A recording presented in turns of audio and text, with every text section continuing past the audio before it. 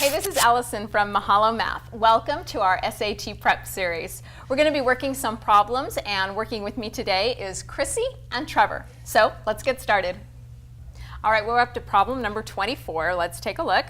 It says, of the following numbers, which is least? And it gives us our answers here, our possible answers. 1 plus 1/3, 1 minus 1/3, 1/3 minus 1, 1 times 1/3, and 1 plus 1/3.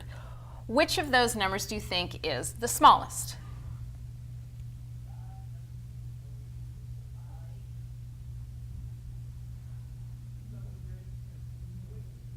Anybody have an idea? I think I want to make a guess, but Okay, well, what's your guess? 1 minus 1/3, Why did you guess that? because I don't know. Well, this is actually one of those problems that you could certainly sit here and you could figure out, you know, what 1 plus 1/3 and 1 minus 1/3 and all of that is, but you actually don't have to.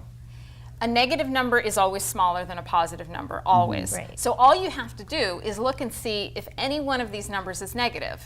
Will any one of these numbers be negative? Which one? C. Why? Because 1/3 is less than 1. Right. And it's minusing 1. Exactly. You're from a third. subtracting a larger number from a smaller number. So for sure, when you subtract 1 from 1/3, you're going to get a number that's less than 0. It's going to be negative. Since none of the other numbers can possibly be negative, right? Because we're either adding or multiplying positive numbers. The only other subtraction we have is b, and 1 minus 1/3, 1/3 is smaller than 1, so we're still going to be greater than 0.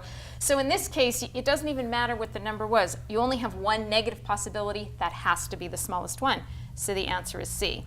Now, if we had looked at this and none of the numbers had been negative, or a couple of them had, then we would have to do calculations to actually figure out what is the smallest number. But in a case like this, if you can find one that's negative, or vice versa, if you have all negative numbers and one of them's positive, that's an easy way to find the least or the greatest one in a list without really having to do any calculations at all. Makes sense. Yeah?